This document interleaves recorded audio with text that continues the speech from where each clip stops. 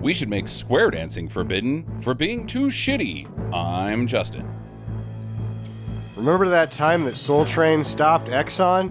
Yeah, me neither. I'm Sam. Jackie. It means the supplanter or usurper. It also means protected by God. And I'm Jackie, and this is Lambada, the Forbidden Dance. I'll stick on my madness. Hello and welcome to Stinker Madness, the podcast about bad movies for bad movie lovers. I'm your host, Justin. With me are always Sam and Jackie. That's what I used to say, but it's been a while since Jackie's been on the show, but she's here today with another dancing pick, following up her Dirty Dancing two-parter that we did a couple months ago, with a 1990 race to the big screen in Meneham Golen's The Forbidden Dance, currently streaming on Amazon Prime. Sam, I'm going to let you take over because there is quite a lot to unpack about the production of this film. Yeah, like the fact that Vivian from Dirty Dancing, the house or the bungalow bunny that has all kinds of money and her husband's a gambler with the big boobs, she's in this movie. Yep, Recognize her right away. Okay, from the boobs. She did your job, Sam. I guess That's you're Miranda done for Garrison. today. That's Yeah. the choreographer. That's all there was to talk about. No, there's more. Okay. There's more. Told you I'm So the usurper. Miranda Garrison gets to be in the movie because she's the choreographer, just like in Dirty Dancing. It happened again. Mm-hmm. There is one other person in this movie who was at one point a professional dancer. Would you care to guess who that is? Patrick Swayze. Yeah, no. Okay, all right. It was Sid Haig. The only actual professional dancer in this movie is Sid Haig. Sid Haig was a professional dancer? Get right Yeah. out of town. How about that? He, apparently, when he was young, he grew so fast that he had problems with his motor control because he grew so fast, and so his Right. parents put him into dancing, Okay. and it stuck. And then he also learned to play drums. He's, like, possibly the most interesting man ever. He's a Renaissance man with a incredibly disfigured face. Which one is he? He's Sid Haig. How do you not know who Sid Haig is? I don't know. Okay, he's Joa, the witch doctor, Jackie. But Sid Haig is basically in every movie we've ever done a podcast on. I like that guy. He's awesome. Sid Haig is the man. He is the man. Was the man, God rest his Was soul. the man. Richard Lynch is apparently dead, too. Yeah, well, that doesn't surprise me. I'm surprised Richard Lynch made it out of the 80s. If Drinky McDrinkerson, what's his name? God, why am I blanking on his name? The helicopter guy screaming, Condor Man. Not Oliver Pratt. Oliver Reed. If Oliver Reed yeah. can't make it out of the 80s, how the fuck did Richard Lynch make it out of the 80s? I have no idea. He made it to 2012, I guess. Good Lord. What the hell? What did he look like? I can't imagine he looked good. Because he looked like he was about 75 throughout his entire career. Yeah, at the peak of his career, he looked like wet hammered shit. I love Richard Lynch. I do. And he gave me everything I ever wanted in this movie. I can't wait to talk about Yeah. him. My other one-liner that I didn't use was, Rostov, time to dance. Time to dance. A little call back to our Invasion USA episode. Go ahead, Sam. Well, there's quite a bit here. They got, apparently, the Golen Globus, the Canon film group, had to get out in front of the Lambada dance craze. I looked up on the internet to find out when exactly the Lambada dance craze happens, and I am finding no evidence that there was an actual Lambada dance craze. I know nothing about this. I do have a distinct memory of hearing at some point the word Lambada and that it was the forbidden dance, and I remember asking my parents, what's the story with the Lambada? And I believe my mother's answer was, we don't talk about the Lambada. So the marketing guys that did the song, I guess, did a good job. Because that's what it is. It's a 1989 song by the band Kaoma. Okay. Like, they did a world beat album. Uh-huh. And so it's like the Macarena. No, the Macarena actually had a craze. Okay. You know what I mean? There was fucking 50-year-old white ladies doing the Macarena on the fucking streets. Right. Okay. That was a dance craze. It was stupid as shit, but at least it qualifies.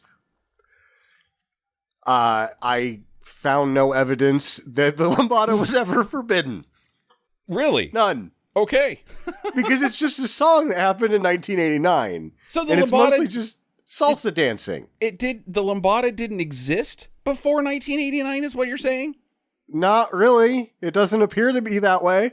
So the song could have been called Chuka Chuka, and then all of a sudden we'd have Chuka Chuka dance. Like, I mean, I was told a pack of lies growing up. My entire existence. Like, Columbus was awesome, and the U.S. didn't fight the Civil War over slavery type levels of bullshit that I was told throughout my entire life. I thought there was a rich history behind the lambada, that it went back like 2,000 years, that the Incas did it as they tore the hearts out of their enemies and was like, yeah, blood orgy.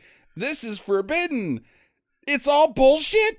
It's the Macarena. God damn it. That sucks. Well, I can see we're going to have a heavy night of drinking again. Okay. Yes, that will drive my life being full of lies. The lambada was the last straw, Jackie, that's going to turn me into an alcoholic. In order for Cannon to get out in front of this lambada dance craze, they commissioned the script on December 7th. The film premiered on March 16th. Yes. That is fast. That is fast. That's really all Roger Ebert said about the movie was, it's incredible that Hollywood can produce a film this quickly. February's got 28 days, so then January's got 31, so that's 21 plus 28 is 49 plus 17 is 56 days. 56 days they made this movie. 10 of those are gone because it took the script 10 days.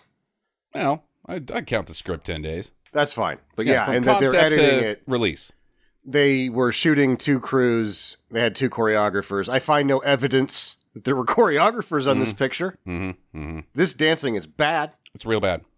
Well, we'll get to there. There might have been some choreography, but we'll save that till the plot synopsis. I believe that the Congo line was probably the big choreography right there. Which brings me to my third one-liner that I ditched. Forbidden? Don't worry, there's a bunch of white people. It'll just turn into a conga line. Right? God damn it.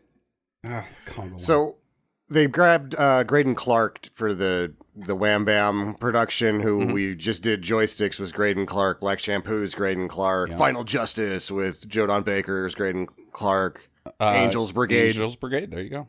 Yeah, lots of Greydon Clark on this program. Got another Greydon Clark coming out as soon as it comes out on streaming service about a killer cat on a boat that I love. Oh, really? Yeah, I think it's called The Forbidden. The Uninvited. The Uninvited, yes. The Uninvited. Yes. Awesome. Yeah. So, yeah, that's how fast they made this.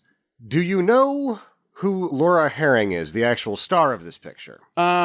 Only because of IMDb. I would not have recognized her in this role as somebody who went on to become somebody, but her headshot, I was like, I know who that is. She's the first Hispanic Miss USA. Okay. She's also received pretty good, kind of fanfare for her. She played the dual role in Mulholland Drive, so she did end up going places. Mm-hmm. She's a bit full of herself if you go to her website, but whatever, I guess that's what happens when you're that pretty. Fun fact, she married Otto von Bismarck's great-grandson. Ooh. So she's a countess. Even though they're divorced, she still gets to be a countess, I guess. I don't know how that fucking works. Countess for life, royalty. You don't get to divorce royalty. You can count us on that. Other fun fact, she got shot in a drive-by when she was 12. Oh, that sucks. Just skimmed her, though. Apparently, she's still real hot. Okay. But yeah, and then, so you figure, she got hit in a drive-by. This must have been LA in the 80s. 1978, El Paso, Texas. Jesus Christ. Wow. Huh. Okay. I guess shitty has always been shitty. Shitty has always been shitty. Yeah. Hey, they make good salsa. That's okay. Let's walk it back. Remember when No, we had Tucker? fuck it. Lee Trevino was right. The other stuff is better. New York City. Okay, so are we going to be able to talk about... I've got some questions as far as what's going on here, because you claim that this is a canon movie, but it's not. It's a 21st Film Century Corporation movie. Yeah. Whereas the movie Lambada, which this was in a Deep Impact / Armageddon race to get ahead of, if they released on the same exact day, was a canon movie. Yeah. But only produced by Yorum Globus, whereas this was produced solely by Meneham. What happened? Were they not bros anymore? Did they have a falling out over, like, a $20 tab that they didn't pay at a bar and was like, I'm never speaking to you again? Let's make the same movie and release them on the same day, you fucker. No. Okay. I'll tell you what they did. They hedged their bets against each other. They tried to create a Lambada dance craze that never happened. We're still like, wait, the Lambada, that was a thing, right? And they're laughing their asses off because it was dumb shit. They're like, oh, well, look at this. We'll create a fake race for the fake dance craze. Right. Oh my God. Those two nutsacks. I mean, like, what a thing to do. The Lambada, they raced each other to make a movie about something that didn't exist because they're canon. Nobody else could do that. The only way that they could do the second one fast enough was to sub out another company. And then right after this, they're going to empty the MGM coffers and make their way back to Israel. Yep. I mean, just fantastic stuff, these guys. Yeah, they've put the exclamation point on the end of fleecing Hollywood, and then this was it. It's stunning. I can't wait to also watch Lambada. It's currently not streaming, but I guarantee you it will be a follow-up to this episode as soon as it is available. I wonder which one will get served. Yeah. Supposedly Lambada, I every article I've read about Lambada is the better of the two, but I can't really tell if that's critically better or like beloved better, because this was a massive flop. But both of them were a massive flop. Lambada did slightly better in theaters. My understanding is because of the name, whereas this was this got sued with or injuncted with the MPAA to say, hey, you can't use the word Lambada at all in the title because of the other film. So therefore it was The Forbidden Dance officially, but even though they released it as Lambada, The Forbidden Dance. And so when the MPAA has a junction and it makes Variety, do you think they high-fived each other? Right? We're in the news! Yeah, so this made $1.8 million. I don't know if you saw that, but Lambada, I think, did like 2.5. So they're both not good. No, they're both not good. There was points in this where, I mean, this one did get a hold of me eventually, but there was points where I was like, man, I wish I could be watching Breakin' 2 right now. Right. I don't care, man. I loved this movie. What else you got? That's pretty much it. Okay. Let's cut to Jackie, because I know you really were excited about this, not just because of the dancing, but because of the look and feel of the cast and characters and sets. And what do you have on Costume Talk? First off, when they're in the jungle, nobody wears clothes like that. No. If you're in a tribe. And secondly, they have the cutscenes, right, where they're learning how they're practicing the lambada, right, so that they can win the TV slot, right?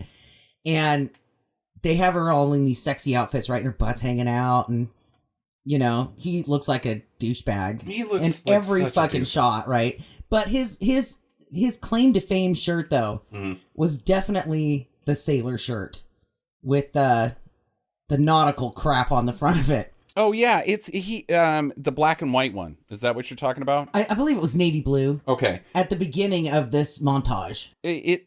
That shirt fell into one of my I could make a company and get rich, because at one point in time I was going to invent a computer program that would design country western shirts, and you would just push the random button and it would just make shapes and patterns and colors in random spots on your shirt, and you would have a country western shirt, and that's one of those. It doesn't make sense. Does it spit out a matching brush popper hat? Yeah, of course. Okay. Right, yeah. So then, when, it's just sexy time, right, where they're practicing, and it's very Dirty Dancing-esque, right? Mm-hmm. And even when she's in the nightclub, or in ecstasy, right, where she's the hooker, the lambada hooker, quote unquote, she has, sexy dresses and shit on, right? Yeah.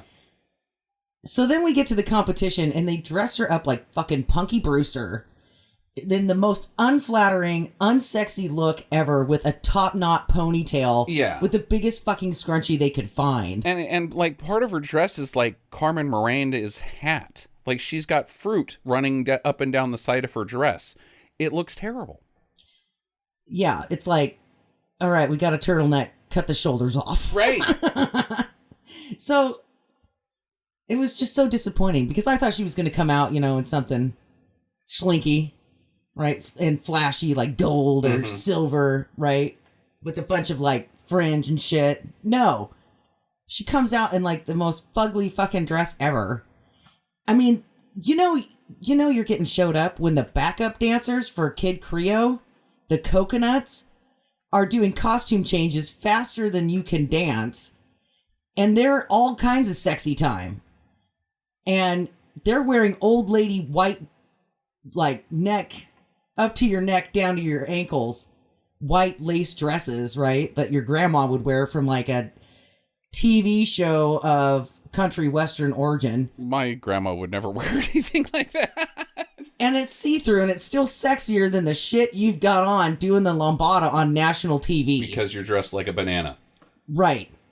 Yeah, this was a time machine for sure, because usually when we go back in time, we look at like 80s hair and 80s clothing, but this is in that weird period where like between 1989 and 1992, the clothing was so goddamn awful that they had to like this shit isn't coming back. Like 80s are retro now.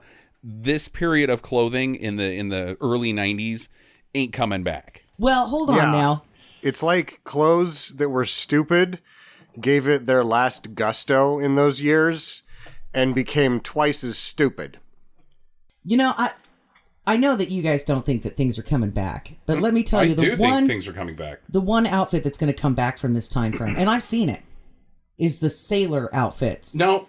From the dance off. No. Yes. No, it's fine to have sailor patterns, anchors, and things on and stuff like that on your shirt, but the country western random button is never going to be cool. It's never you're never going to see that in Vogue magazine, Jackie. No, when Nancy or Dancy, whatever that lady's name is, that the girlfriend, the Ashley, yeah, and her partner get up there, and she's got like the little kid sailor outfit on. Oh, okay. That's coming back. Oh, okay, I see. That shit never left. I feel like whatever it is, Britney Spears, Christina Aguilera, whoever the Ariana Cattiers, whatever the flavor of the month in the dance music, they all have at least one number where they wear that costume. Yeah, I think that it never left. I'm with Sam. Can we move on from clothes? Well, I do want to talk one hair thing. Okay. Since we're into costumes. The main actor guy. Do we even know his name? James. Jeff James. Is going bald. Yes, he is. And they did a lot to fluff up the front of his hair, right? And in all of his scenes, they're like, don't fucking touch. You could touch the sides of his head and the back of his head, but don't fucking touch the top of it or the front bangs, because people will know he's going bald. Why Jeff James? Who is Jeff James? And what does he do? Nothing. He was in this Nothing. movie. Right. What the hell is this guy? I don't know. He just like walked in off the street and was like, is anybody making a movie I can be in over here? And they raised their hand. Yeah, we need a guy. Can you dance? No? Okay. Sure. I think they would have Come been. on aboard. Yeah, and honestly, I think they would have been better off going with his douchebag friend that actually had hair. Right. Kenny Johnson, who's in SWAT on CBS. Ooh. Oh. Okay. This guy, yeah, Kenny Johnson, his friend is in a lot of TV shows. All right. Well, we can spend all day here, but let's get into this thing. Here we go with the goddamn rainforest again. This is going to be one of those hippy-dippy, libtard, let's save the planet movies. Boo-hoo-hoo. Rainforest is getting cut down movie. You know those libtards? And then they cut to the tribe where the queen of the tribe is an old white lady with a very country western hairdo. Yeah, it's famed actress Pilar Del Rey that was in many westerns during the golden age of the western. All right. Yeah, it's just this movie jumps right out of the gate and says, this movie is dedicated to the rainforest. Because you guys remember how big of a deal in 1990 the ozone layer was and the rainforest? Like, we kind of stopped talking about that shit. Like, now we just have this big, huge thing that's, the entire planet's on fire rather than just the Amazon. And they came out and were like, aerosols could be causing this. Stop using Aquanet, and everybody in late 80s was like, whoa, we can't do that. No. Whoa. Hey, did you see James Jones? What the hell's this guy's name? Jeff James. Jeff James's hair. He needs that Aquanet to disguise the fact that he's going bald. Yeah. Like, well, how am I gonna... Well, then my haircut will not be the dipshit. I mean, yeah, but it was such a big deal. Like, at this point in time was the Amazon. I remember, and it's just been overshadowed, I think, so much because of the entire planet's being on fire. Yeah.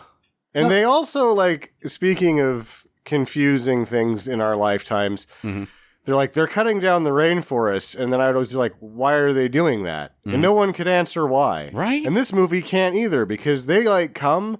And they're just like, all right, Pete, Dave, let's just burn this shit down. Just burn it down. What are we going to do after that? Nothing. We're just going to burn it down. I don't really know either. Like, that never got brought up because, now, I don't mean to be an ignorant American and think that we're the only people that exist on the planet, even though, that's kind of our MO. Most of our lumber right now, and I understand for the last 20 years, I don't know about 30 years ago, it comes from Canada. Like, we don't even log in this country anymore. We just get all our wood from Canada, and unfortunately Canada is clear cutting all their shit, which they need to stop doing that, but we also need to stop using so much toilet paper. But we didn't get any of that wood. That Amazon wood, that sweet Amazon wood that you want to grind up and sniff up your nose and be like, yeah, the pleasure of destroying the world.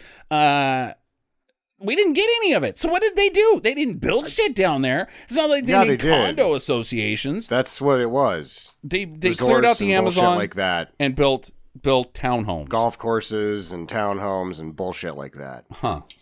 We also got a rush of exotic pets during this time as well, like monkeys. We did. And lizards, snakes. We did. Yeah. I don't remember that part. Well, the animals had nowhere to go. They started hitchhiking on the side of the road. People were picking them up, bringing them home. The snakes were like, please, I don't have anywhere to go. There's no trees for me to hang out and scare people anymore.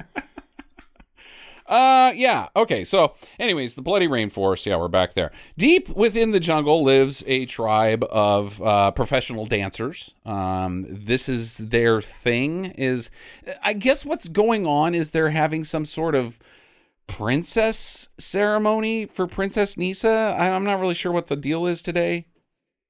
I am just going to go there. It looks like quinceañera gangbang. Yeah, that's kind of where I'm thinking too. She's wearing white. She's the only person wearing white, and we all know that that implies virginity, even though it's bullshit. But they stopped the dance right before when she's on the ground. No, She got to pick the dude that gets to do her first. Yeah, she put her necklace on him. Yeah, that's what it seems like to me. Is they bring out a couple dudes, they do the wobbly H with her a little bit, and she's like, "All right, well, I'm 16 now. I choose you, Pikachu." And because that was that guy's name. And then the king says, "Ha ha ha ha," and they go into she gets carried up the stairs by her bridesmaids while the family gets murdered downstairs. And the king says, "It's good to be the king." And then the snake comes out and starts scaring people. The snake.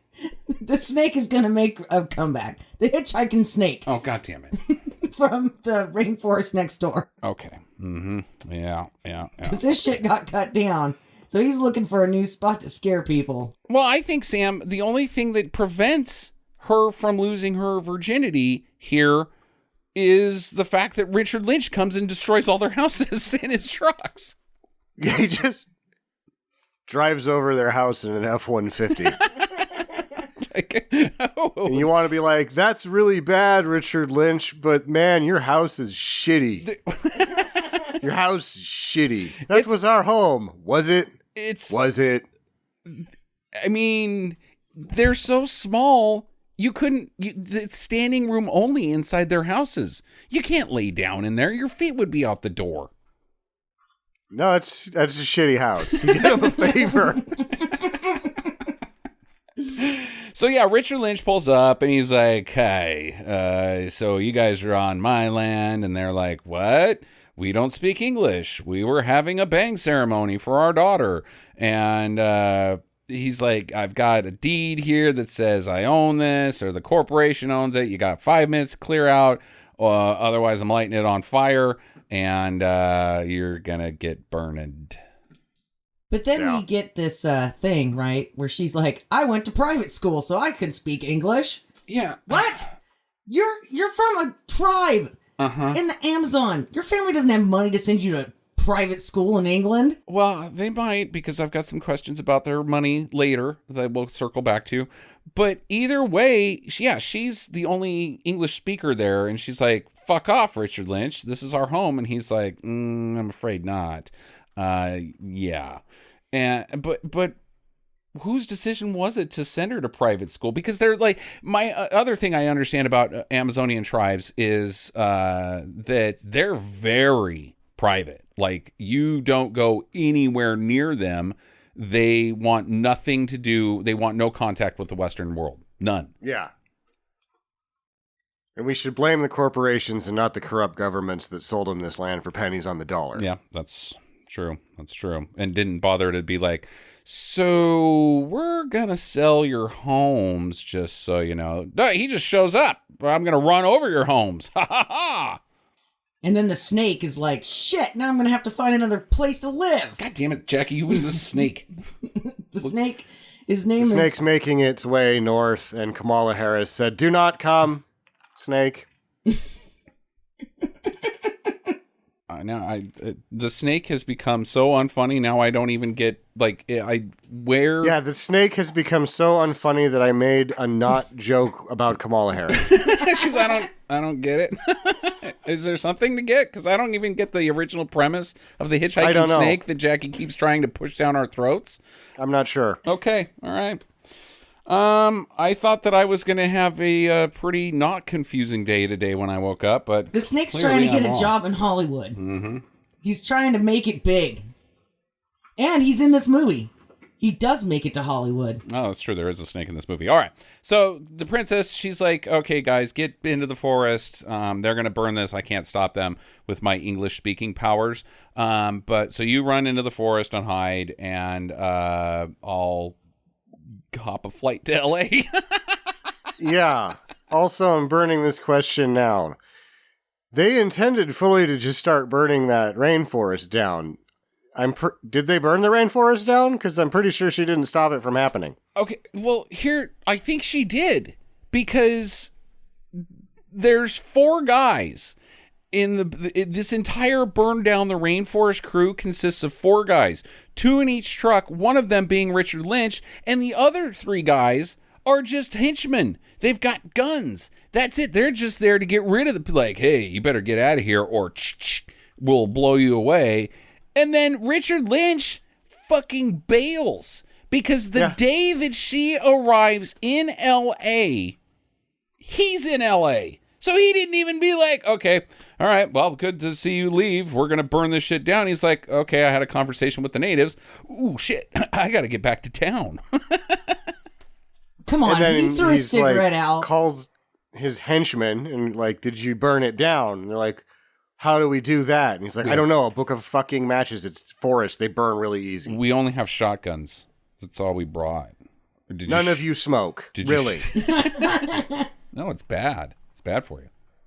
Snake smokes. He stole their cigarettes. He's up in the tree smoking cigarettes. The snake actually burned down the forest. I'll answer this question. The snake burnt down the forest because he stole their cigarettes and he was up there smoking and he didn't bother to put a cigarette out. He was just throwing down the butts and it started a fire. The one person that finds the snake line of comedy funny, this show's for you. just you. Yep, you're out there just giggling away, just thinking of that. There's a snake in a tree. He's smoking a cigarette. That's a silly snake. This one's for you, pal.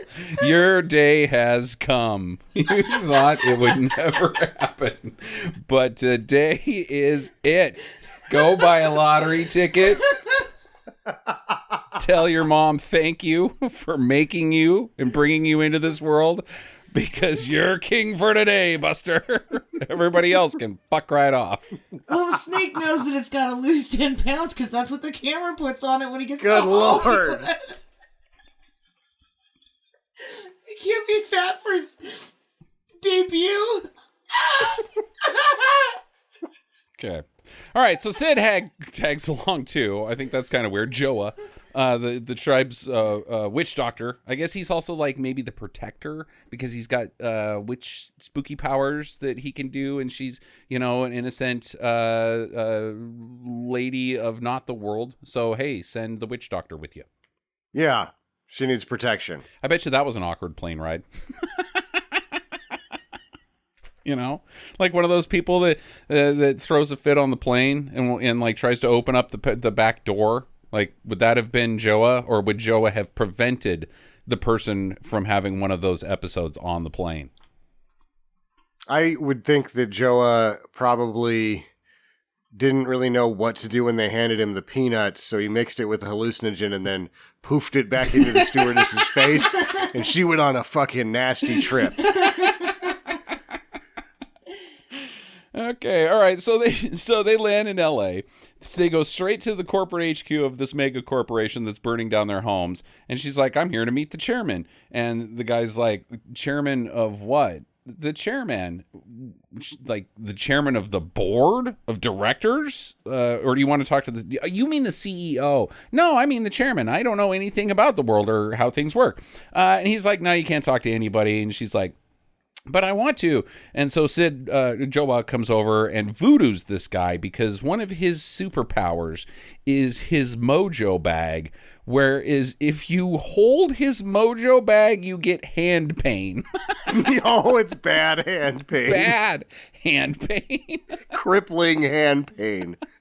And everyone catches it. He's like, "Hey, think fast." And you're like, "Oh, I can catch it." You're like, "Oh, hand pain. Why did I catch it? The hand pain is excruciating. It's bringing me to the ground." This guy is like, and the other security guard's like, he's not like, "Hey, Billy, are you okay? What's going on? Your arthritis acted up again?" And he's like, "Oh, shit. I got to pull my gun because that guy just tossed a bag of hand pain." "Hey, you too. Don't you fucking move or I'll shoot you. Be careful." Call the SWAT team. Right? This guy's got a bag of Amazon hand pain. We're not prepared to deal with this. I'm hourly.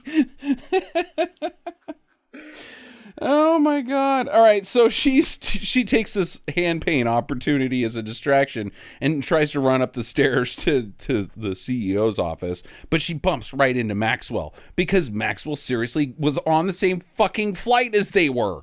Like, hey, isn't that the bad guy? He's like 4 rows up, and said Joa's like concocting stuff out of his Pepsi. He didn't do anything. You just saw him, and she's like, "Are you going to give him the hand paint?" And he's like, "No, I just saw the hurt he put on that airline bathroom. He can handle the bag of hand paint." That guy's got enough problems. So she is churned away, and Joa is immediately arrested for unlicensed magic. Is the only thing I can guess. All right, officer, I'm glad to see you. This guy gave me a dose of hand pain, and I want you to lock him up.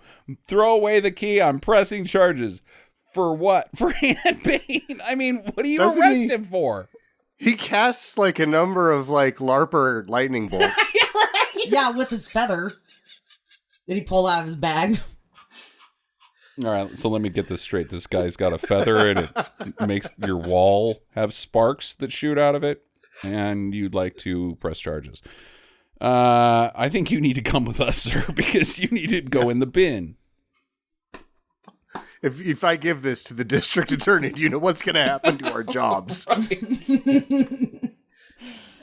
Okay, so then she takes a nap out by the fountain, because I guess she's got no place to go.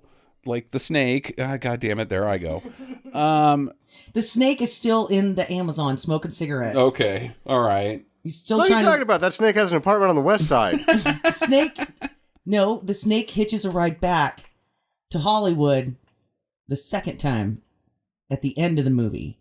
So right now it's just trying to take off those 10 pounds. So it's out there smoking cigarettes, lighting the rainforest on fire. Okay, gotcha. All right. Well, she's found out at the fountain by the cleaning lady, who is like, "What are you doing here? You're too pretty to be homeless or sick or dead or whatever I thought you were.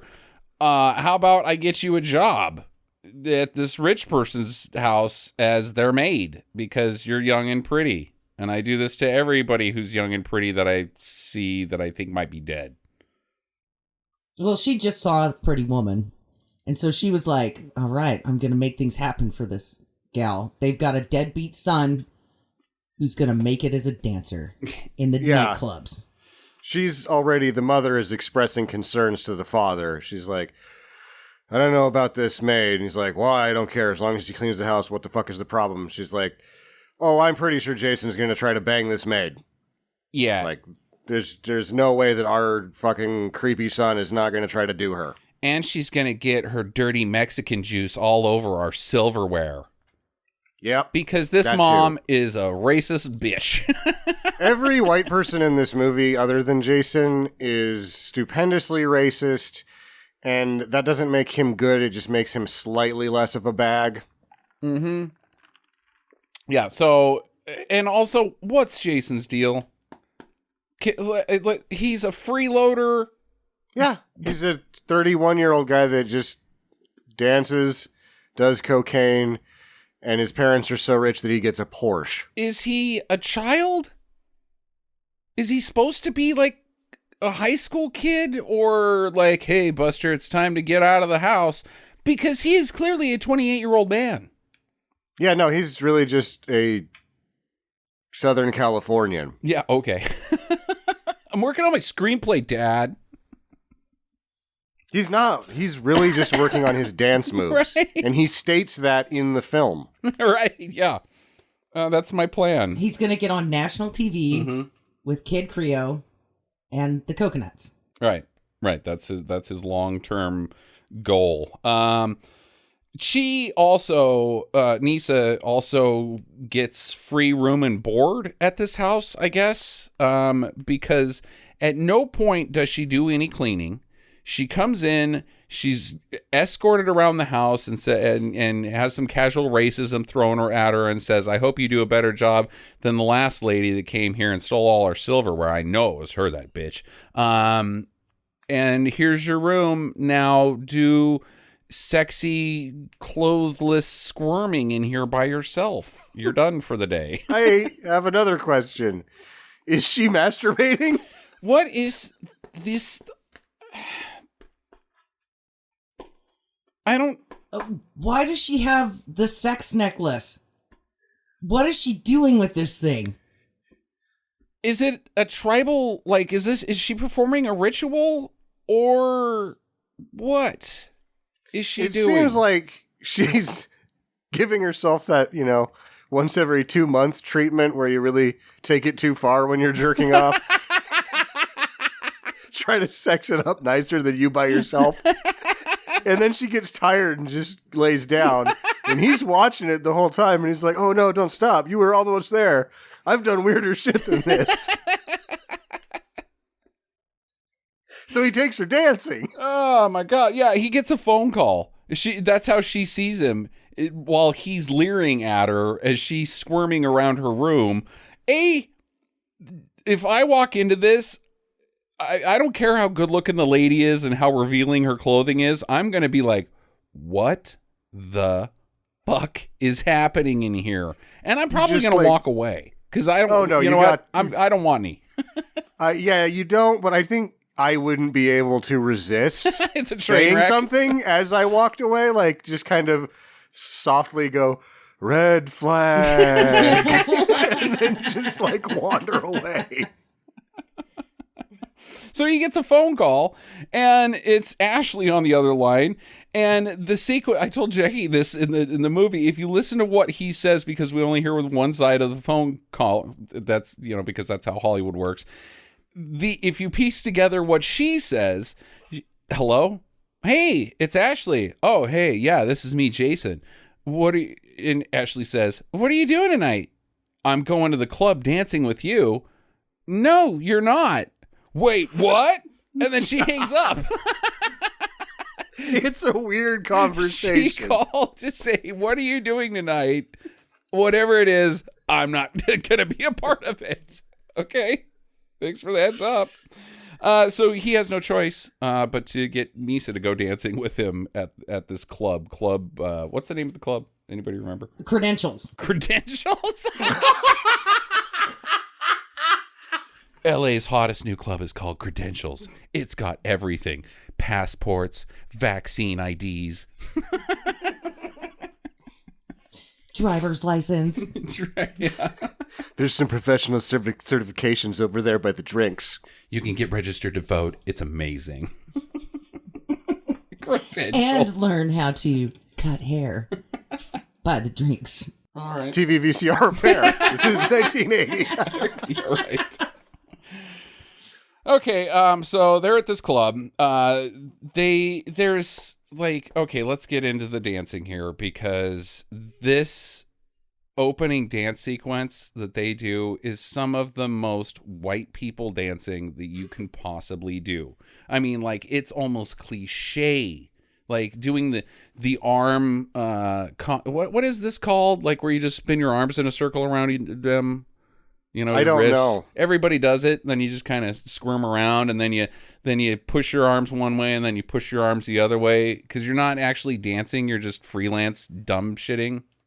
It's the Kevin Nealon do the idiot. Yeah. I mean, that's what they're doing. And these guys are like the cool guys in town. Like, yeah, I'm going to be a professional dancer. I'm going to get on that Kid Creole show with them coconuts, and they're going to see me twirl my arms around my wrists around each other. Boom. I can't tell if it's symptomatic or explicitly saying that white people can't dance right here, because they're dancing, they're doing the idiot to a song that's not very danceable. Right. And then the world beat music comes on and they all clear out of there like there's fucking, fire on the dance floor and they're escaping. Which is fucking weird, because like the DJ holds up a disc and the crowd goes nuts. They're like, yeah, play that shit. And then they put it on and everybody goes home. They're like, wait, we have to actually be able to dance to that. Never mind. I don't like it. This is the track that everybody's like, yeah, put that on, so that they can all go to the bathroom, snort more cocaine on the back of a toilet, right? And get drinks. Yeah, I needed a break. Thanks for this shitty song. Well, it leaves them able to do some sexy dancing because she takes over and is like, "Here, I'm going to show you how to do this. Smash your groin into my groin, and then we're going to swirl around like a crotch blender." There seems to be a lot of genitalia on thighs in the forbidden dance, and then just swimming around. Like, don't actually do dance moves. Just I wish, listeners can't see hand gestures, but it's a crotch blender, Yeah. Stick a banana in between the two of those, and you've got a smoothie coming. It's not a very good smoothie. There's a lot of mayonnaise involved in that smoothie for some reason. Okay, so they start to bond. He's like, "Hey, you don't seem like the normal type of maid that my parents hire," and she's like, "Yeah, well, you don't seem like the typical balding guy that I know. So what's your story?" But then Ashley comes in and she's like, "Who the fuck is this bitch?" And why is her dress tied in a knot off to the side? Yeah, right. Yeah, it's his mom's dress. His mom's Louis Vuitton dress. And Ashley's like, "I wanted to wear that dress." And so she rips it, and then she slaps Jason in the face, and they're like, "Yeah, whatever, Ashley. We're done. I lost you 6 months ago." And then they leave. They just go home. They're like, "All right, well, that was bad scene. I got all the dancing out of my system in that 10 minutes. Let's leave." How long? Yeah, 10 minutes at the club? That's what we're going to give him? 10 minutes, 2 songs? That's kind of what I think. Because then when he comes home, his mom and dad are up waiting for him, and they're like, "I can't deal with this anymore. It's past 2 a.m. This youngster, we got to have a talk with him. He's just breaking all the... It's 2 a.m.? Is traffic that bad in LA? Yes, it is. They were at the club for 10 minutes. It should be like 9:30. Well, here's the deal. They were driving and he got lost because his hair blew off. And then they had to stop and walk the streets to find his hairpiece. It was a whole thing. And then she's telling him about the snake that steals cigarettes and how he wants to come to Hollywood and make it as a star. Well, the folks are up waiting for him to ground their 28-year-old son. You're getting it real bad this time, mister. I mean, come on. It's just so weird. So weird. Strike one is him dancing. Like, you're not supposed to be a dancer, Buster. By the time I get to 3, you're going to be in real trouble because strike 2 is you're fraternizing with people of color. Yeah. Have you thought about your future, Jason? Yes. I just figured I was going to freeload off of your riches for the rest of my life. Well, that's a highly probability, but you should do better thinking, I suppose. Yeah, and just stay away from the help.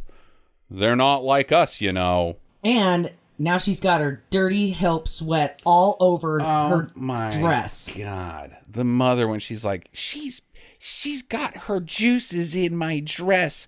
Her south of the border spiciness is making it too sticky for me to ever wear again. It's ruined. Shut also, up, Mom. she rubbed the curtains on her vagina. It stinks in there. Oh my God. Okay. They also keep calling her an Indian. That really fucking pissed me off. She called herself an Indian. She called herself an Indian. Screenwriters. God damn it. Yeah, she's like, I'm an Indian princess. No, I mean, even Indians aren't Indians, but you are really pissing me off because you're stealing from the Native Americans' insulting name that they got that isn't actually true. Get Tom Hanks on the phone quick. God damn it. Oh, you bastards. All right, so Nisa overhears this whole conversation and how Jason didn't defend her from his mom's not even casual racism. And so she's got one choice, but to quit her job and leave her room and board home and go straight to the red light district. Which in this time, pretty much all of Hollywood Boulevard is just hookers. Yeah, so I guess that's true. she doesn't really have to do anything in LA at this time period other than go outside. However, she's on foot. I'm assuming these people live in Beverly Hills. That's a long ways to walk. Yeah, it is. I don't think she made it. I think she was stolen before then, or she passed out from exhaustion. That's too far. Or it's like morning. What, stolen and turned into a hooker? She was able to escape all of those terrors and do that on her own. Right. Oh man. So she applies for a dancing job at this club with Vivian. Yeah, Vivian boobs. Yeah. It's called Ecstasy, and we're told that this is the hottest nightclub. This is an upscale joint. Everybody wants to get in, and we only have the best of the best here. And then they do a pan shot of the people that are there. There's like 5 people in this club. No. I guess you dance with them until they pay you for sex. Maybe. Yeah, because there's rooms upstairs where that's happening. Okay. Yeah, there's sexy time rooms upstairs. But there's also people that just go in there and dance around and then leave. They pay $10 to not really do anything because that's the cover charge. So even if the cover charge is $10 and then she gets paid $10 a night, that's what she's offering. And yes, I understand she doesn't have a green card. They typically make significantly less money, but $10 a night to be a dancing hooker. I mean, overhead. I thought it was $10 an hour. No, she said night. Yeah, she's I'll give you $10 a night. I'm gonna take care of you, honey. Let's get you a dress on. You're gonna make more money than you can count. Oh yeah, what is that? $10? Good thing you can't count. Later in the movie, they show the take from a night, and it's $300. So they're mismanaging this club horribly. Right. Wow. Well, $10 gets you a hand job. They just give you a ticket when you come in. You have to buy 2 drinks, and then you get the ticket, and you get a hand job. Huh. I don't think so. Frank would do it. Okay, well, upstairs, there's this John, and he wants to fondle her a little bit. But then Mickey, the club owner, she's like, Buster, she's too much money for you. That other hooker that just banged him, why? I'm confused about all of the things with Mickey's hooker dancing sex shop. It seems to be mismanaged horribly. Yeah. And she pulls a knife on this guy. Like, hey, she's got a fucking switchblade. And she's like, you want to touch her some more? I'm going to cut off your dick. I kind of need that dick to give you money. And then she just sends him back into the room. Like, he's just going to wait there for another hooker to just show up eventually? Like, what the fuck? Or is he going to take a nap? Like, get out of here. You're done. Go. Right. So, Jason's friends... They're his douche friends. These guys are total douches. They find out about the club and they go in and they see her sign out front. They've already got poster boards outside with her in a professional photo shoot. They come see the queen of the jungle, Lambada. Because the Lambada is a craze. Right. People are now. They are out on the streets ignoring every word that isn't Lambada. That's how crazy the Lambada craze was, right? Well, she's juggling 3 Joes right now. Yeah, it seems like her job is to just get pushed around by old men. You want to touch her butt? Here, I'll push her towards you now. Yeah. Like suit and tie guy. This is a shitty nightclub. What's that? Remember that that series of shorts that we watched, Sam, that was on Riff Tracks, where that guy was like a traveling salesman and he just had the worst luck, whatever his name was. Like, Marvin or something. Yeah. Like that was the whole series. These guys are just a bunch of Marvins. Like any guy that has vacuums to sell or knives door to door, this is where they stop at in LA. They all know each other, and then they just get some hooker that they push back and forth. Like, yeah, I guess clientele. it's like the interference to what's happening upstairs, maybe. Like if the police come in, there is actually somebody dancing, but it's actually just flunky salesmen who can't afford the real sex, so they just pay $10 for that. Good deal? Not sure. I don't know if it's a good deal. Okay. So then the douchebags are like, hey, get out of here, sales guys. We want to push her back and forth. And she's like, no, not you. No, stop it. Anybody can push me but you. I don't understand why she doesn't like him. So, I mean, I guess he's kind of a dickhead, but Right. everybody else in the movie is just as much of a dickhead. So she slaps him and knees him in the balls, and then Mickey is like, hey, why don't you get out of here, Lambada lady, Nisa, go do something else. And then to compensate, like, I told you to not make any trouble, douche friend. Here's 6 of my other prostitutes to make it better for you. This is what you get for $30 here. Right. Do the sales guys know that? Meanwhile, Joa is using his magic tiger sounds to escape prison. I believed it. They're transporting him from the county jail to, I guess, the lockup. And No, they're going to deport him. Oh, okay. And he's like, "Rawr, rawr," which causes his tiger sounds to sound like they're coming from the parking garage across the street. And the cops are like, why is there a tiger in that parking garage? Should we do something about it? Rawr, rawr. Yeah. Well, they immediately pull out their guns and start looking for something to shoot. Well, there's something to shoot. I bet there is. And then he's like, doo-doo-doo. That's how you foil the LAPD in 1990, I suppose. Oh my God. All right. So Ashley finds Jason. He's at the club Credential, and he's down and feeling pretty poopy about himself. And he's like, "Oh, hey, Ashley," and she's like, "Hey, Jason. Look, I'm really sorry about ditching you the other night, but I really miss you, and I hope we can work things out." And he's like, I really miss you too, but here's the deal.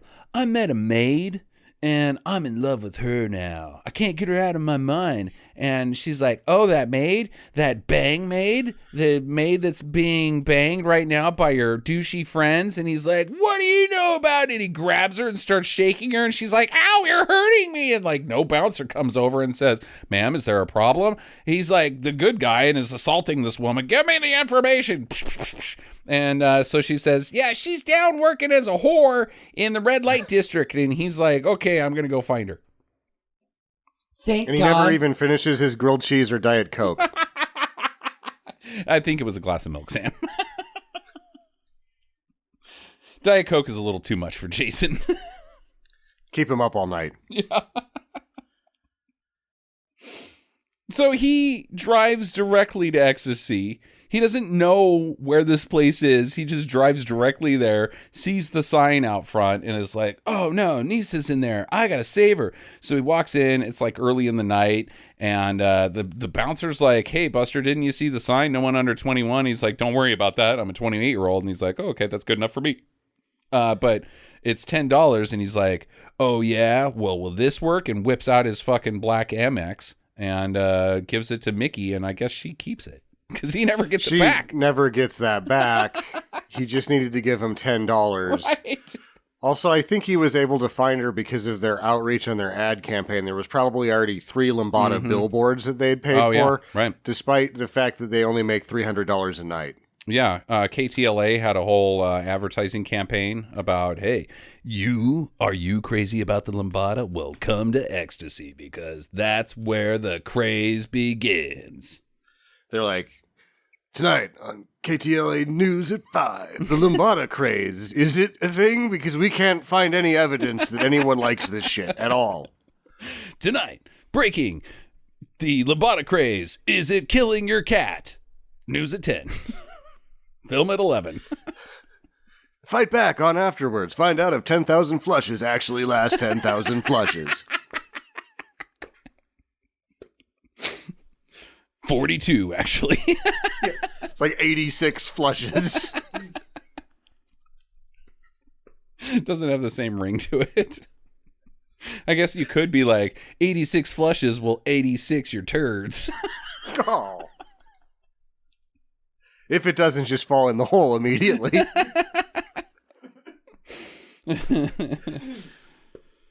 Okay, so he walks in and he sees her and he's like, dance with me. And she's like, no, you're not who I thought you were. And you're doing what you got to do, just like I'm doing what I got to do. And I'm going to take you upstairs and bang you. You're going to be my first John ever. And he's like, wait, what? And she's like, I saw you give the plastic. I know you can afford me. Yeah, right. Like, I don't know what her beef is. He's like, I'm getting you out of here. I guess maybe she's a little like, dude, I can handle myself, which is admirable for a movie to do at this era. But then she admits, I can't leave because I'll be deported. Mm-hmm. They're going to call... I'm currently being sex trafficked. Yes. Just can't leave that. He's like, well, that's all lies. Let's just walk out of here. And she's like, okay. And instead, he gets his ass kicked by the bouncer. And then Mickey pulls a knife on him. She's like, I'm going to fuck you up. And fortunately, in walks Joa right at that point in time. And he goes, think fast. And he tosses him the bag of hand paint. And the guy's like, oh, I can catch that hand paint. Oh, crippling hand paint. Brings him to his knees. Here, let me take that for you. And then Joa uses hypno fingers to hypnotize Mickey. And she's like, it's like that scene in Crocodile Dundee where he does the hang loose to the water buffalo, and the water buffalo's like, the fuck? And I'll just lay down because I'm confused by this guy. He snaps her knife in half, too. He's got knife snapping powers. But then he heals Jason. Mm-hmm. And everybody else is like, duh fuck. And they grab their cigar box of money and everybody hides in the back. Right. Oh, my God. So they leave. Nisa tells him her story, blah, blah, blah, about the Amazon and that she's a princess. And he's like, whoa, my God. I'll help you. We got to save the ozone layer. Yeah. But not by, like, stopping the hairspray. Yeah. We can't do that. Anything else we can do? Anything? Anybody got an idea what we could do besides... No, Gary, not the hairspray. Don't want to stop doing that. Anybody else got an idea besides Gary? And in walks Ashley. Lambada? Yes, I like it. You know, I did watch on PBS, there was a Nova where they talked about the hole in the ozone layer, and they're like... Yeah, a lot of bad misinformation got spread around there. That was us and the Russians with the nuclear testing. Yeah. We tried to blow that up, and it worked. Did you know, well, you probably do know, but that Oppenheimer and Einstein and the other guy who's really smart, who I can't remember his name, the day they launched, they still weren't sure if it was going to ignite the atmosphere. Like, yeah. We're making a guess here, guys. We don't know, but you want to push the button or not push the button, and they still chose to push the button. Like, and they're the smartest people on the planet. When they really started to pinpoint the magnetic field around the Earth, the first thought was to blow it up with a nuclear warhead. Oh my God, that came so close to doing a spit take right into the fan of my computer. I would end this podcast really damn quick. Because that's the stupidest thing I've ever... That's like shooting a shotgun at the hurricane, stupid. Like, are you fucking kidding? Well, we don't know what it is. Let's nuke it. You ever seen one of these before? No? We should blow that the fuck up. I bet you it's Kami, though. Probably red. Oh my god, I hate people. Okay, so Ashley overhears all this about the ozone layer and she being a princess, and she's like, no, she's lying to you. She knows about your princess fetish, that you know, all those times you made me dress up as Princess Leia in Jabba's palace. You know, she really knows about that. And he's like, that really doesn't have anything to do with being a princess. That was just you in a metal bikini. And he likes to drool on himself. Yeah. Because he likes to pretend he's Java. Well, sometimes he likes to, you know, if she can go all out on the 2-hour masturbation thing, you know, he likes to have his 2-hour ceremonies too, to sex it up. I am going to speculate that Jason never made it all the way through Star Wars because he didn't get it. He's like, I don't really know what this is going on. Why is nobody listening to the hairy guy? He seems like he knows what he's doing. So Ashley's pissed, and she's like, all right, I'm going to war with you, bitch. Jason's plan, step one, to save the Amazon is go home and tell his parents about it. And they're like, dude, we own an investment firm. Question. Where does the shaman sit? The witch doctor. Joe is outside doing magic on their house. But before that... Oh, yeah, because they're in his Porsche. There's a 2-seater Porsche. Yeah. And there's not room for him. Well, I'm assuming... He just walks there because he can find anything. Yeah, that's true. He did walk from the L.A. County Jail directly to ecstasy. You know, knowing Joa, he can probably also fly. But, you know, they didn't have Richard Donner's budget to believe a man can fly. So they just cut, you know. Joa can pretty much do whatever he wants, right? He's got hand magic. Hand pain bags. And pain bags. And lightning bolts. I think transportation is the least of his worries. I was going to say he probably sat on that huge-ass spoiler. Yeah, well, that's what that was for. Downforce and putting people on. Something. Didn't they have wasn't there a name for that in the oldie-timey cars where you had the third row that was outside that you put your mother-in-law in? Was it called the mother-in-law seat? Something like that. It was called the mother-in-law seat. Yeah. What respect they used to have for their elders. The way things used to be. You get to ride outside, Mom. It's nice. You'll get some wind in your hair. It's 32 degrees. What? We can't hear you. Yeah. Vroom, vroom. Okay, so they're inside, and they're like, Mom, Dad, dude, there's the Amazon. We got to do something about it. And they're like, well, seriously, we own an investment firm. Meanwhile, what's this weird dude outside putting a hex on our house? I don't understand. Or is he cleaning our windows? He comes inside, and he gives the mom a crotch dandelion. It's a cock flower. He reaches into his bag and pulls out a dandelion, and she doesn't want it. It's strange.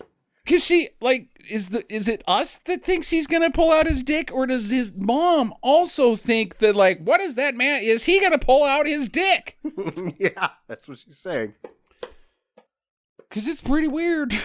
I thought he was gonna pull out his dick. He wants to make peace with you. Here's his cock. And here's a flower that he's been holding underneath his bag for the last hour. Where is this? Is he Groot? Is this part of him? He just has such a dirty penis that dandelions grow on it. I mean, does he have one of those MeUndies things where he's got a pocket for his balls, but instead he keeps dandelions in there? Or is this part of his body? I'm going with Sam. Dirty dick. Dirty dandelions growing off of it. He's got vegetation down there. It's unbelievable. Oh my God. Okay, so the parents are like, we can't help you. This is not going to work. Get out of here. And Jason's like, well, I'm still going to save the forest. And his mom's like, you leave, mister. That's it. You're cut off. The credit cards and the house and the maid service and the jacuzzi, all of that's gone if you go save the rainforest. Screw you, parents. So dumb. So they got no place to go except for one place. the cleaning lady's house. Carmen's. She has a name now. Oh my God. Yeah. Who? She has a 1-bedroom house. And she has to show Jason where the bedroom is because he's too fucking stupid. Yeah. He's like, is this a bathroom? And then he pees on her carpet and she's like, no, back Jason, back Jason. Yeah. So there's 4 people in this 1-bedroom apartment now. Jason gets priority. Let me show you to your room, Jason. What about Nisa? Why doesn't Nisa get the fucking room? She's a princess, I don't goddammit. understand. Yeah. Like, why he gets the room, and then he's like, okay, I'll take it. But I think it's all part of Carmen's plan, because she knows that Nisa can't resist the charms of the dipshit haircut. Uh-huh. So she goes in there after him, and then Sid Haig starts getting magical. Air drums. Air bongos. Yeah, Carmen knows. Carmen knows about...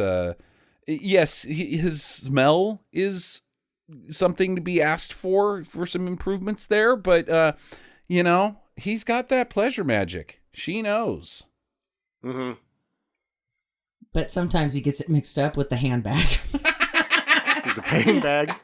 The hand pain bag and shit goes wrong. She might be a little freaky. Maybe she's like, yes, hit me with that pain bag a couple times. Yeah. Yeah, I like it. I can take it. And I also like that she shares condoms with everybody, which is ironic because she's Catholic. Mm-hmm. She turned the statue around. Mm-hmm. She turns the statue around when she gets busy. Yeah. Yeah, and she is getting busy. Yeah, she and Joa have a good time together. Also, the other 2 bang. Who cares? In the morning, though, Jason and Carmen, they've managed to pull together between the 2 of them about $243.62, and they're going to use that money to save the fucking rainforest. They're taking on the man with $243. No, they're not. They're going to fly Joa back to the Amazon. What? The only useful person right now, and they're like, send him away. With this money to do... Because they say, take this money and go... Like, not... We'll buy a plane ticket. Because the other thing you're missing is she doesn't have money. She's never had money, yet somehow her and Joa took a plane to LA because this movie implies that plane tickets are free. And so here he's going to use that $243.62 to do something within the rainforest. Not use it on a plane ticket because plane tickets are free. I'm assuming that they got on the plane the first time because he blew hallucinogens in the Pan Am counter girls' faces, and they're probably still frying balls when he gets back. Yeah. So just wandering around like, what? I don't know what this money's for. Their plan, though, is while he's down there, step 2 is to win the audition for the King Creole and the Coconuts. Kid Creole and the Coconuts dance competition that is American Bandstand, I guess. Yeah. They're going to take the rainforest to the national stage. Mm-hmm. Yeah, I guess if we win, then we can save the rainforest. They're going to talk about the rainforest to a bunch of fucking 15-year-olds that don't have any money. Uh-huh. And then they're going to be like, did you see that Lambada dance? Oh my God, we should try that. And then it just turns into a white people Congo line in the neighborhood. And then their parents are like, what the fuck is happening? And they're like, we're going to save the rainforest with Lambada. And then Tipper Gore gets wind of this and she's like, oh, hell no. I'm shutting that Lambada shit down. Because it's too sexy. It is not. My main is, I kind of have a feeling that everything is too sexy for Tipper Gore. Yeah, right. Okay, so Ashley, she's on her warpath. And so she meets with Maxwell, Richard Lynch. I guess she's got his phone number. And she's like, hey, you know that princess gal? Well, I hate her. And you hate her. And so I think you should whack her. I think you should get a crowbar. hire a fat guy, and hit her in the knee. He seems confused. He's like, who? I'm having problems with an Indian princess? Because this is news to me. Also, you're crazy. What? But whatever. I know your dad, I guess, and I can't piss him off. I think he likes her brand of crazy because at the end of this scene, he's got a hold of her face and he's like, I like your ways, kid. And she's like, I can't talk right now. Well, she asks, she says, they can't win the competition. Mm-hmm. So you're asking him to fix a dance competition. Right. And he's like, do you still have the sailor outfit? And she's like, yeah. And he's like, just wear that. Just win the competition then, you stupid. And it's not like he even fucking shows up at the auditions. What was the point of this scene? Yeah. It's not, he didn't stop anything. It's not like he went in with the crowbar and got her. Well, he does after the auditions. But yeah, he totally should have hired a fat guy and Nancy Kerrigan her. This is a point where I feel like Richard Lynch's character is just bored because he's entertaining any of this, because ultimately, if he does nothing, he's better off. Right. And that even by doing something, he's basically done nothing. Uh-huh. Because he doesn't actually stop the dance competition from happening at all. Right. That still happens. They still win. But then he goes freelancing into diabolical levels of villainy where he rents out a theater. It's awesome. I don't know if he rents this out or what, but we'll get to that. He's owned it for a couple of years. Okay, we're not there yet. Let's table it until we get there. Okay. Because right now it's showtime. This is dance off time. And first up is Ashley and Trevor. Who's Trevor? New guy. And then after that, Jason and Nisa do it, and they suck worse than Trevor and Ashley. Yeah, they're not as good, but Trevor's I guess they good. Well, and this is where she blows it with her fucking top knot ponytail scrunchy business with her crappiest outfit throughout the entire movie. And they don't even dance. No. He doesn't dip her down like they've been doing in the montages. Nothing. And he just kind of puts his dick on her leg and is like, all right, we're good at this. He starts out by air bongoing. I'm sorry, sir. You're disqualified. There is no air bongoing allowed in this. Then it ends with a Congo line. And that's like the shittiest dance of all time. That's what you do at fucking weddings. That's what the children do at weddings because they don't know how to dance. They don't know. It's 80-year-old people at Club Med do this shit. Right. This is the dance you do at a wedding, Justin, when you're all too fucking drunk. Yes. And you're like, you know what? We got to stand as a group. It's the one thing everybody can do. Meanwhile, Trevor's like, what the fuck? Like, my whole thing in this movie is I'm a professional dancer for hire. Like, I've got a whole ad campaign that's running also on KTLA that's like, your dance partner fell in love with a different person and you've got to win that dance competition. Call Trevor. And so Ashley calls Trevor and she's like, hey, Trevor, I need you tonight. Are you available? And he's like, Trevor's always available. And Trevor shows up and Trevor fucking performs. Yeah. He was robbed. Right after the news, fight back. Hagar wrinkled free pants. Oh, I guess we'll find out. Oh, man. Meanwhile, the snake has run out of cigarettes. And there's no goons to steal any from. So he is very glad to see the witch doctor. Because he's like, hey, what are you doing here? And this is a whole side conversation that's happening. In your head. Yes. And Sean was like, look, I'm just here to pick up a friend. And there's this dance competition I got to get back to. And the snake's like, take me with you. I can ride in the sack. and in the hand paint sack? No, just in his nut sack? That's where the dandelions are. No, he's got a bag. Yeah. And he keeps all of his feathers and shit in. And the Sure snake's does. like, look, I can fit. I've lost 10 pounds from smoking these cigarettes. I'm ready for Hollywood. And the shaman's like, all right, you know what? Everybody has a dream in this movie. Hop on in. And he's like, what's your name? And the snake's like, Lambada. cut back to the dance competition. Okay. We've been going on the snake thing for an hour because your major punchline was the snake's named Lambada. No, the snake is going to come back in. Don't worry. Oh, great. This Okay, is all right. just him getting Sean to... Connery shows up. Lambada was the snake's name. All right, so they've won. Tomorrow night, they're going to do it again, but this time on national TV with Kid Creole and the Coconuts there. So his D-bag friends come up over to him, and they congratulate him, and they're like, hey, man, sorry about trying to rape your girlfriend earlier. I mean, it really wasn't rape if you pay for it, even though she was forced into sex labor because she was being sex trafficked. It's a you know... who knows morally and ethically and what you call it, but either way, we feel really bad about that. And congratulations, you guys deserve everything you get.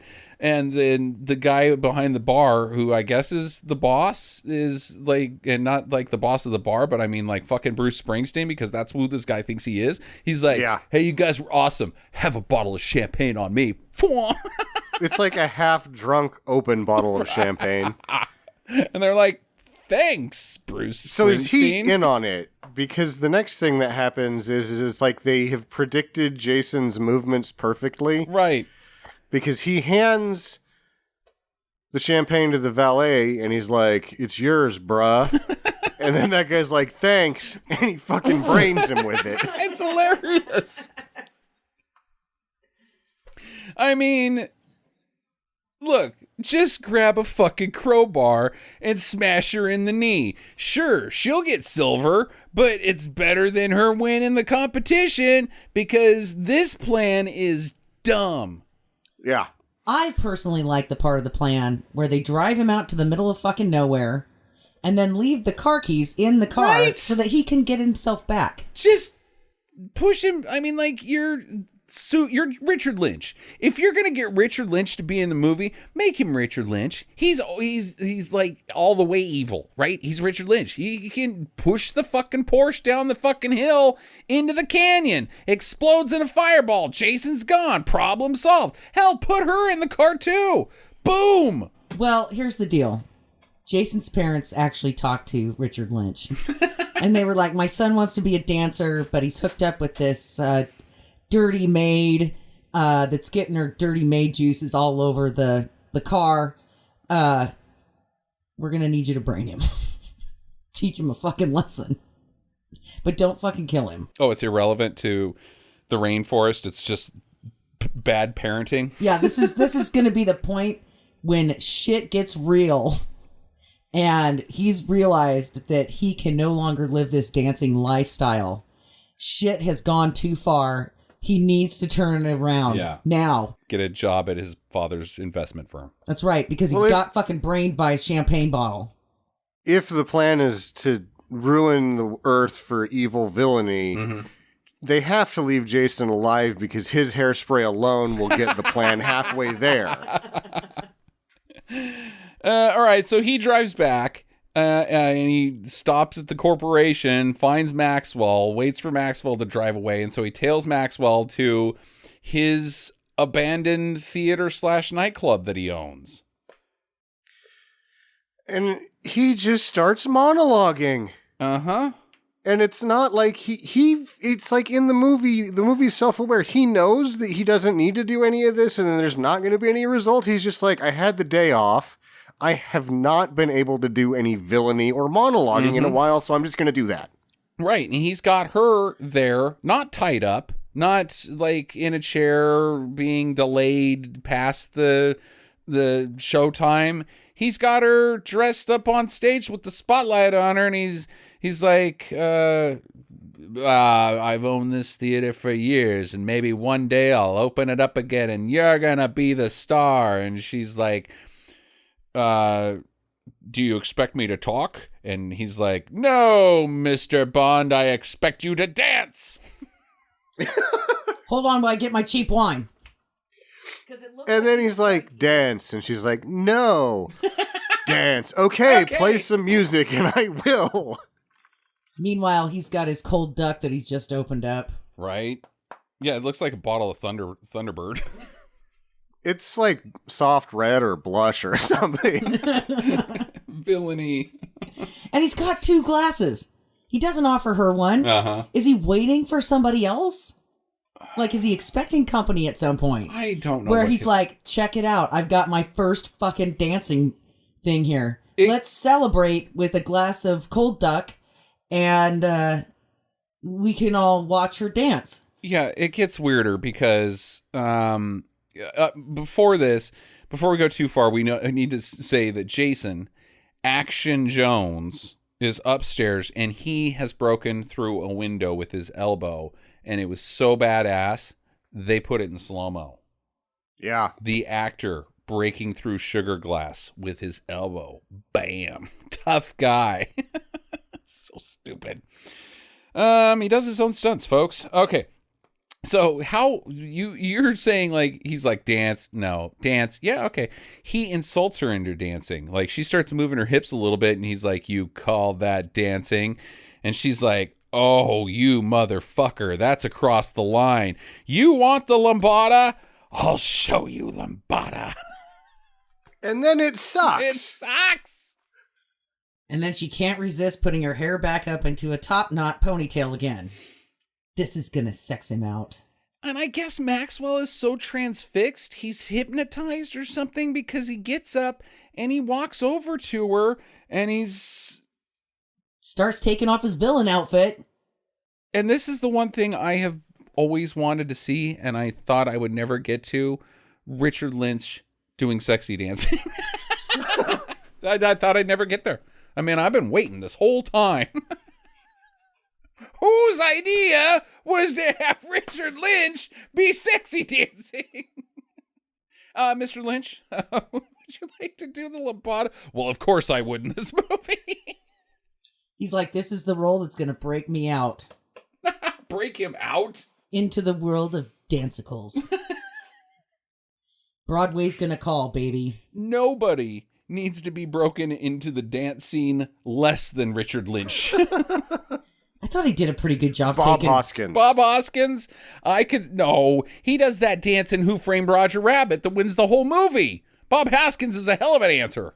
Shit. Richard Lynch has no business dancing. He's a villain. Villains don't dance. And I can just imagine Jason as he's sneaking stealthily and taking out henchmen, and then walks into this movie theater and his girlfriend's dancing the lambada with Richard Lynch. And I would be like, what the fuck happened while I was in Chino? Yeah. He doesn't ask any questions about what's happening. He just punches him in the face and he's like, let's get out of here. We'll get out of here by not using one of the clearly marked emergency exits. Right. We'll go upstairs and try to climb down the building. Oh, man.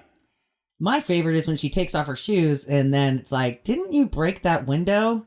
And now that her feet are all cut up and bloody, she's like, I'm going to jump from one ledge to the next. Right. And then we get a slow-mo shot of her heels as she drops them, as she's dangling over, and her heels slowly fall down to the ground. And it's like, whoa, they're way up there. And then Jason's trying to get across, but the pipe breaks, and then he's dangling. He's like, don't drop me, don't drop me. And then he falls about 8 feet. And he turns his ankle, I guess, because the whole time it's like, oh my God, he's gonna, and I'm like, he's not. That's like 3 feet. He's gonna be all right. Right. That's probably the quicker way down. Oh my God. Yeah, just jump down. It's fine, guys. But now King Creole is at the club. He's playing. Got King Creole. I don't know where I got King Creole. Kid Creole. He's playing. And he's a zoot suiter? Who's this Kid Creole guy? That's him. It's a big band act that was sort of big around that time. Not really. Do you know who these guys are? No. No. I thought this was made This up. is their music, and it's not, like, bad, but it's not great either. I think it's pretty crappy, Sam, actually. I did not like Kid Creole. In fact, I did like Kid Creole so little that I had to make sure he wasn't like, you remember in Purple Rain where the other guy is everybody do the dinosaur group? Yeah. I was like, oh, I didn't know those guys were even a thing, but they're a thing. I wanted to make sure that these guys weren't living in a box or something, some group like that, or Fine Young Cannibals. And apparently they had 3 top 10 hits in the UK but never broke the top 40 in the United States. Yeah. So I also saw some of the people that they did their reunion tour with, and I was like, I don't know who they are either. Right. Yeah. I'm not a big fan. Anyway, so the show producer, she's like, Jesus Christ, where's the fucking dancers? The Lambada dancers. Well, everybody wants to see the Lambada. It's the craze. We don't even have a show if we don't have Lambada because it's the most biggest thing that's ever happened ever. Because you just can't go with the backup dancers. Right. Just get Trevor. And Ashley. Trevor is fucking for hire. He's got commercials that say, hey, you have two people that want a dance competition and they don't show up for your big TV show on American Bandstand? Call Trevor. I'm for hire. And I'll do a good job. God damn it. I've got costumes. You just have to tell me which one to wear. But they run in and the producer's like, ew, goose egg. Look at that ankle. I'm sorry, you can't go in. And Nisa's like, are you a medical doctor? Can you make that determination? She's like, no, I don't have to. I'm a TV producer. But then, Maybe she's a TV producer. She plays one on TV. But then, the witch doctor, Joa. His name's Joa. Joa, and the king from the tribe show up at this dance. What the hell? Yeah, they walk in. And the snake finally makes his Hollywood the snake is debut. here. Yay. He bites Jason in the ankle. He sucks out the poison? So what happens is Nisa's like, I don't know, it's very powerful dark magic. You're young though, so you'll be all right. And the snake kisses him a couple times and he's all better. And the snake's like, do not fucking put me... No, don't put me next to that guy's ankle. Oh, fuck, son of a bitch. That better not be in the movie. That was it. The big build up to the snake joke has come and gone, everybody. Well, no, because then him and Joa do a close-up together. And the snake's like, I made it! Hollywood! And then Sid Haig's like, this is a movie about dancing sexily, and I've got a snake. And so he starts dancing pretty sexy, and then a young Quentin Tarantino is like, ooh, Salma Hayek doing this. That would work pretty good in a movie. Except for I didn't direct that movie. Robert Rodriguez directed that movie. I directed different movies. Okay. And the snake lights up another cigarette. Did you know that He's got a problem. Ving Rhames was not the original choice? It was Sid Haig and he actually passed on it. Really? Interesting. You mean for Pulp Fiction? Yeah, I'm Yeah. talking about the dead what the fuck is that movie called? The sexy snake dance from Salma Hayek, and George Clooney's in it, and they bank robbers, and they get Harvey Keitel and his family, and Ocean's 11? Something by dawn, dusk. Dusk to dawn. From dusk till dawn. Yeah, I don't like that movie very much, but that's Salma Hayek. Whew! She's going to be a big deal someday. You ever seen her? Well, the snake also goes on to make his debut on the MTV stage with Britney Spears. So, the snake, he's got a pretty good record. Her Britney Spears' sexy snake dance was not anything next to Salma Hayek's sexy snake dance. And did you know that Salma Hayek has snakeophobia, whatever that's called? Fear of snakes? Yeah. She is deathly afraid of snakes. And she did that sexy snake dance with a fucking giant boa. Did you know that she also Concentration. has like 30 fucking dogs? Salma Hayek? Yeah. She finds them when she's on shoots. Or she says that they find her. Finds them. And All right, everybody lock your dogs down. Salma Hayek is here. She will fucking take your dog. She does. She takes animals. Scarfy, where have you gone? I saw it on TV. I guess, you know what? If my animals had to be kidnapped by somebody, I'd want it to be Salma Hayek. Yeah. What a great... You got a good life coming for you, buddy. Take me to Salma Hayek. Yeah. Okay. No, I don't like washed up losers, she says. Just like So Britney Spears leaves. Oh. That's below the belt, man. Free Britney. It's not her fault. Okay. It's pretty much her It's fault. kind of her fault, but also her dad's a total douche. They're all douches. They're all douches. Flush them all. Yeah. So, where are we? Well, we were talking about the snake's career. We've got 4 But, lines about Selma Hayek here. Are we still on that? No. Now, Too bad. this is after the close-up shot with the snake Okay. and Jonas. Yeah. All right. So he's better. He's got his ankle magic taken care of. They're good to go. They go out and do their fucking stupid lambada dance, and Trevor is at home shaking his head, being like, seriously, guys, fuck. Oh, my God. That ends in a Congo line again. Again. And then she's up dancing with the zoot suit guy, and he's dancing with the coconut girls, and it's like... His friends get up on stage, his D-bag friends. Yeah, and they're dancing with the coconut girls, and it's like, what the fuck is happening? Yeah. Like, everybody's dancing with everybody. It's like a fucking free-for-all. And so they get down on the ground, and Kid Creel's like, so what's your story? Where are you from? How you guys doing? She's like, I'm from the jungle. And he's like, what? I'm a princess. What? Yeah, here's my dad. What?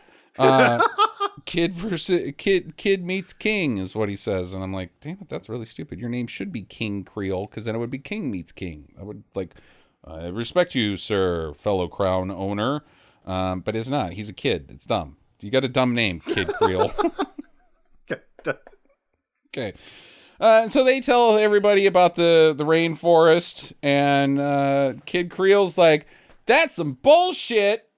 I'm going to cancel Evil Corp. Boycott. Boycott. You and the 8 people watching Soul Train are no longer buying products from a megacorp that you don't even know what they make. Something that goes in grocery stores. Do kids that watch American Bandstand shop at grocery stores? No, they're not making grocery purchases. God damn it, you didn't do shit. And then everybody starts dancing again. Freeze frame credits. Boom. And then not freeze frame for the rest of the credits as they roll on, while we get sexy time shots of ladies' crotches in very scandalous underwear. Oh my God. All right, so obvious question. Did they save the rainforest? No. No. No, the snake lit it on fire Yeah. with his cigarette butts. What if Plexicorp's #1 selling product was Aquanet? Well, the dipshit haircut is not gonna... Jason's not gonna boycott. Oh no, the Aquanet's gone, honey. This is 1990. Within 2 years, everybody's wearing flannel and has gross hair. You don't put Aquanet in when you're trying to have dreadlocks. Come on, man. Aquanet's done. So yeah, they do save the rainforest if Aquanet is owned by this company in a roundabout way. However, they don't save the rainforest because Nirvana saved the rainforest, is what you're saying. Exactly. Right. More Pearl Jam. It was more their speed. But what the fuck is Richard Lynch doing in this whole goddamn movie? That's my big day. Because obviously they didn't save the rainforest, but they would have never had the opportunity to save the rainforest if Richard Lynch just did his goddamn job and burnt down the goddamn rainforest. Or executed the tribe like he was paid to do. What was he did none of the things he was supposed to do. He apparently didn't read about how to sell bananas. Okay. Have you ever read about what happened, the atrocities with the banana republics? Oh, okay, that type of thing. It's horrible. Yeah, right. Okay. I mean, just do something instead of flying back to LA and getting mixed up in this caper of kidnapping a princess, but not even kidnapping. I don't know what he's doing. He seems like he's just close to retirement. Uh-huh. He's bought that nightclub. He's going to reopen it up, gossy it up. And he's like, shit, I'm getting paid one way or the other on this thing. I'm on my way out. I'm just going to have some fancy villainy and some shitty wine. And maybe she'll want to be the talent. Maybe I'll get lucky and she'll want to work here. It's a nice place. He's like, I was just kidding. I'm getting Elton John on opening night. I was just trying to bang you. Jackie, question?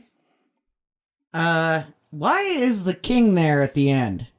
What was the point of bringing him back to Hollywood? Is that what the $243 is for? Is he goes to the king and is like, look at all this cash, and the king is like, holy shit, that's the most money I've ever seen in my life.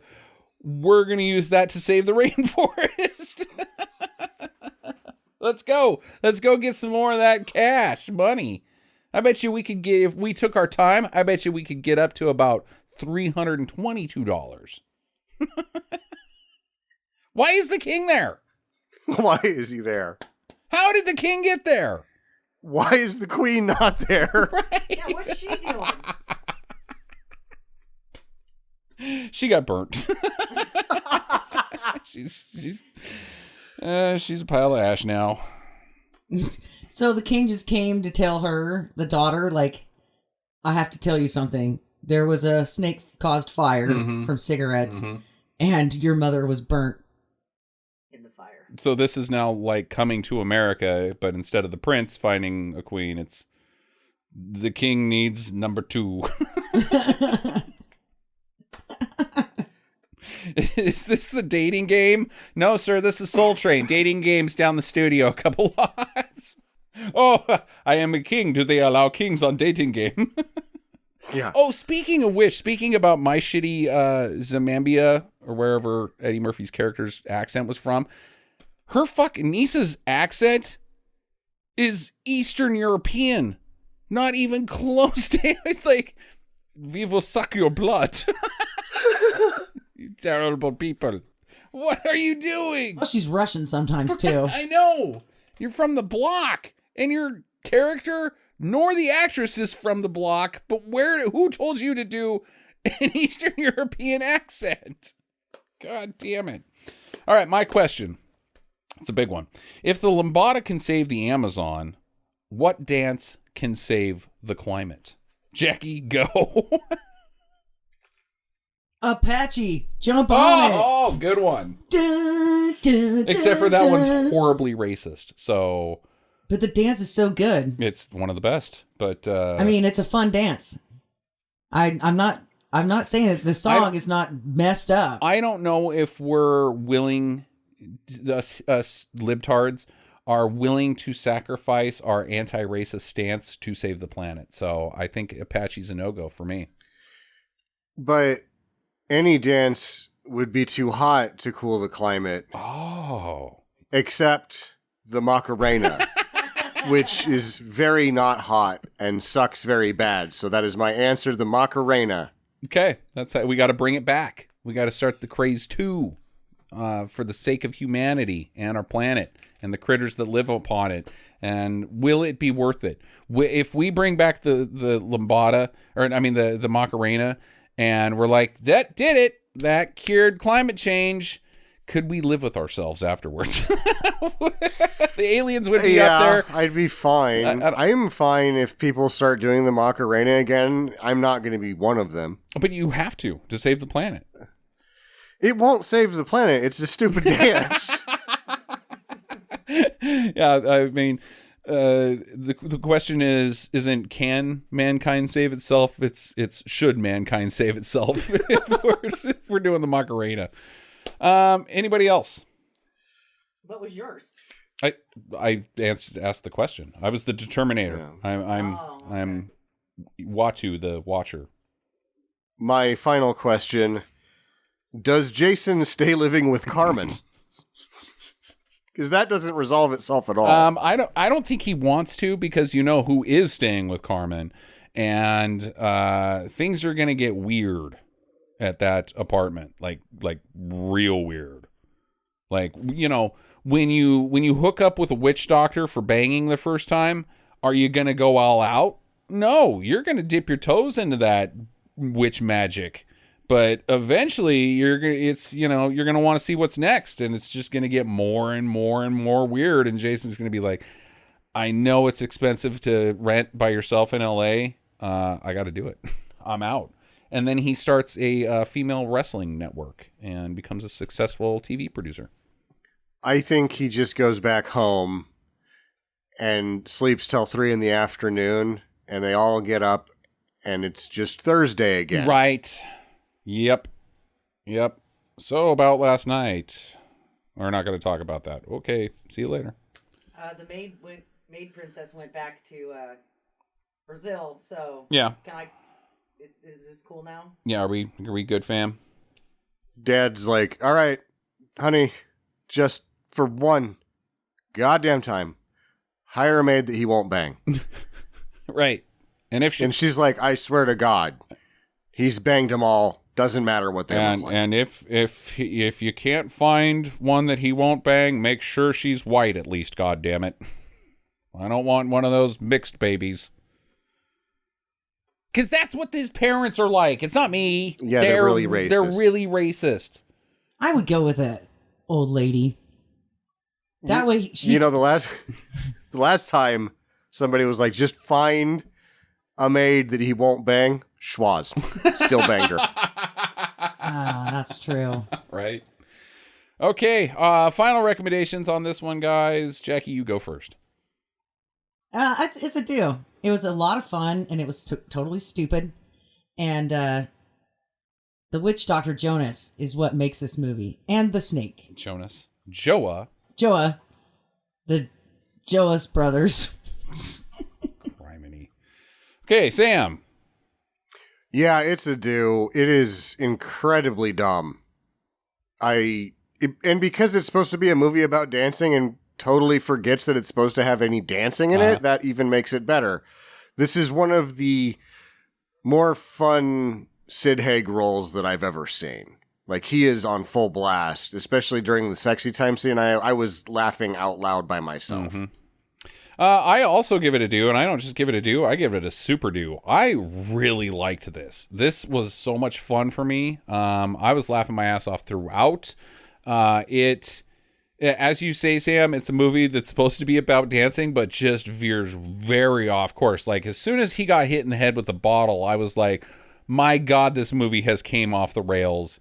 It's not about anything. They're making this up as they go. They wrote that script in 10 days, but they're winging it half the damn time. I thought it was a blast. Absolutely. And this makes me want to do nothing more than see Lambada as well. Just got to get our hands on it. So, it's I wouldn't say it's required viewing. It's probably not for everybody. But for the bulk of our audience, you're going to have a good time with the Forbidden Dance. So check it out. Next week on the show, Sam, who we got guesting? I don't know yet. It'll either be Tucker or Tyler. Oh. I don't remember if we gave Tucker 2 weeks off or what. Okie dokie. It might just be you and me. Is it your pick, though? I don't know. It's all very confusing. I think it is, and I want to tell you that Space Truckers is available again on Amazon Prime.